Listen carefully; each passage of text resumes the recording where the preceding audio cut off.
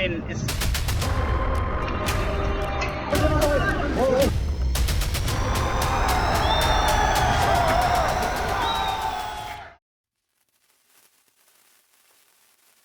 Hello and नमस्ते।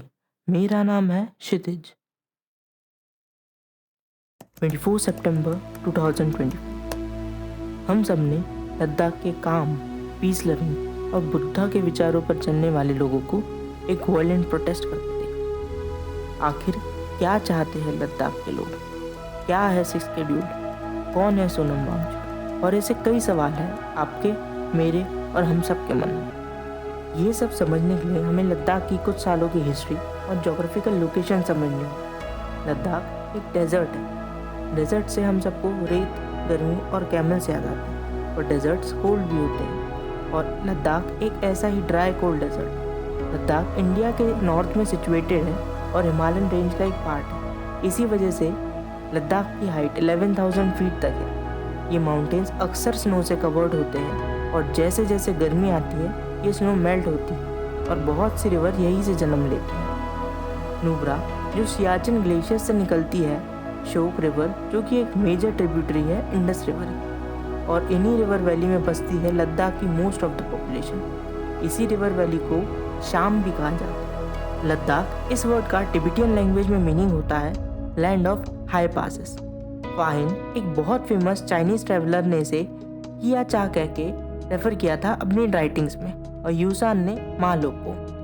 लद्दाख में 2 districts हैं, एक ले और एक कारगिल। अभी जो प्रोटेस्ट हुआ था वो मेजरली यही ले डिस्ट्रिक्ट में हुआ था। लद्दाख जम्मू कश्मीर और हिमाचल प्रदेश के साथ बॉर्डर शेयर करता है, और लद्दाख कश्मीर के पीओके यानी पाकिस्तान ऑक्यूपाइड कश्मीर रीजन के साथ भी अच्छी खासी बॉर्डर शेयर करता है। लद्दाख के ईस्ट में ये तिब्बत रीजन के साथ और वेस्ट में पाकिस्तान के साथ, और नॉर्थ वेस्टर्न रीजन में छोटा सा बॉर्डर अफगानिस्तान के साथ भी शेयर करता है। ये जो पार्ट देख रहे हो आप, ये फिलहाल पाकिस्तान के, और ये जो है चाइना के इलीगल ऑक्यूपेशन में। इस पर भी आगे आते हैं ये पार्ट चाइना के पास कैसे गया।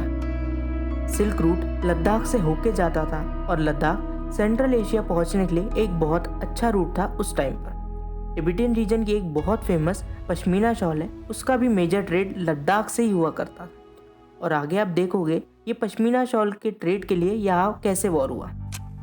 अब लद्दाख की हिस्ट्री पर आते हैं। सबसे पहले दर्जिस्तान के बोरकपस आए, जो आज के गिलगिट बल्टिस्तान एरिया में रहते थे। फिर मॉन्क्स कम्युनिटी हिमाचल के कुल्लू से लद्दाख आई, और उनका पहला राज गया गांव, जो कि आज भी ले डिस्ट्रिक्ट के पास है, वहाँ बसा। और उसके बाद तिब्बत, सरदू, सेंट्रल एशिया से भी लोग यहाँ के बस गए। इसलिए लद्दाख एक कल्चरल मेल्टिंग पॉइंट बन गया। आर्यन ट्रेडिशंस, टिबेटियन इन्फ्लुएंस और सेंट्रल एशियंस सब यहाँ आके घुल मिल गए, और यही लद्दाख से बुद्धिज्म तिब्बत तक पहुँचा। लद्दाख 9th सेंचुरी में तिब्बत का पार्ट हुआ करता। फिर ईयर 930 के करीब मौर्य डायनेस्टी ने यहाँ रूल किया। उस टाइम लद्दाख की कोई फिक्स बॉर्डर नहीं थी, मेजरली ये पहाड़ियाँ और रिवर से ही बॉर्डर डिफाइन होते थे। 10th सेंचुरी के आसपास जब छोटी छोटी प्रिंसिपैलिटीज़ आपस में लड़ रही थी, तब एक टिबेटियन प्रिंस निम्याल गांव ने लद्दाख को यूनाइट किया और पहला सेंट्रल किंगडम बनाया, और कैपिटल बनाई शे में। उसके बाद 1460 के अराउंड आई नामयाल डायनेस्टी, जिसे लद्दाख का गोल्डन पीरियड भी माना जाता है। सबसे फेमस किंग सेंगे नामयाल ने लद्दाख को एक स्ट्रॉन्ग एम्पायर बनाया, और जो हम फेमस ले पैलेस देखते हैं वो भी उन्होंने ही बनाया था। उन्होंने हॉर्स पोलो प्रमोट किया और ट्रेड रूट सिक्योर की। उस टाइम लद्दाख सिर्फ एक बॉर्डर रीजन नहीं, बल्कि एक मेजर सिल्क रूट हब था। तिब्बत, जिनजियान, कश्मीर और इंडिया के बीच एक कमर्शियल ब्रिज था। लेकिन इतना रिच और स्ट्रेटेजिक होने का मतलब था कि हमेशा किसी न किसी की नज़र लद्दाख पर थी, जैसे टिबेटियंस, मंगोल्स और फिर मुगल्स भी। 1586 में अकबर ने बैटल ऑफ हस्तिवंज में कश्मीर तक अपना रूल स्टैब्लिश कर लिया, पर वो लद्दाख तक नहीं पहुंच पाया। पर 1679 तिब्बत लद्दाख मुगल वॉर में मुगल ने नामयाल डायनेस्टी का साथ दिया तिब्बत के अगेंस्ट लड़ने में, और हम जो आज लद्दाख के बॉर्डर्स देखते हैं वो कहीं ना कहीं इसी वॉर से डिफाइन हुए।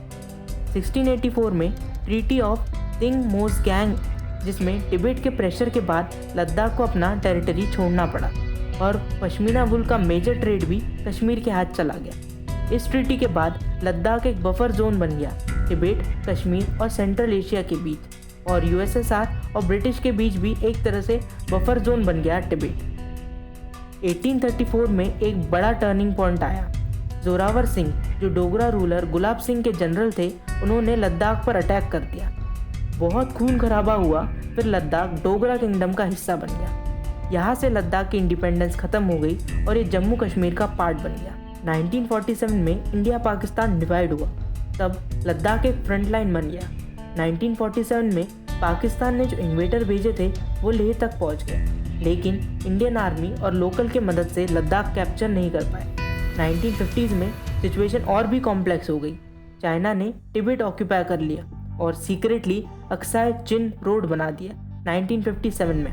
और तब जवाहरलाल नेहरू ने उस टाइम लोकसभा में इस इशू को लेके एक स्टेटमेंट दिया, not a single blade of grass grow there. इस स्टेटमेंट को लेके उन्हें आज भी काफ़ी क्रिटिसाइज किया जाता है। 1962 सीनो इंडियन वॉर, जिसमें चाइना ने अक्साई चिन अपने कंट्रोल में ले लिया, ये लद्दाख के हिस्ट्री के लिए सबसे बड़ा जियोपॉलिटिकल शॉक था।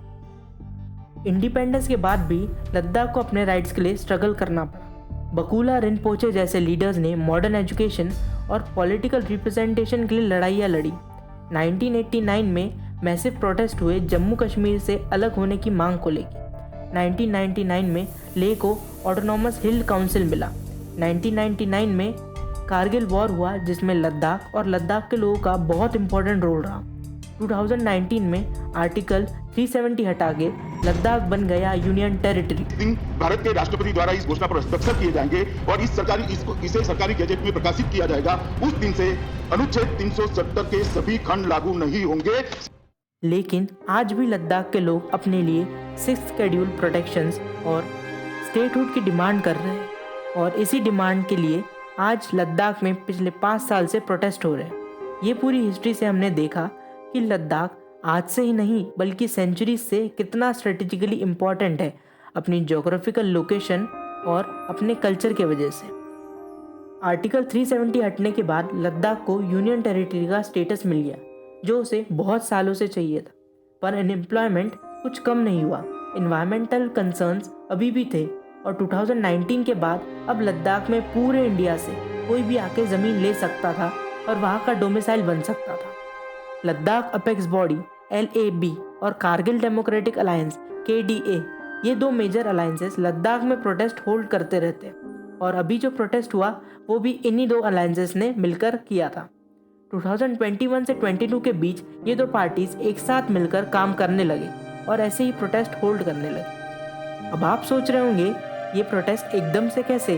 तो साल 2019 के लोकसभा इलेक्शंस के लिए बीजेपी ने अपने मैनिफेस्टो में ये पॉइंट ऐड किए थे कि हम लद्दाख को यूटी बनाएंगे, जो कि 370 हटने के बाद पूरा हो गया।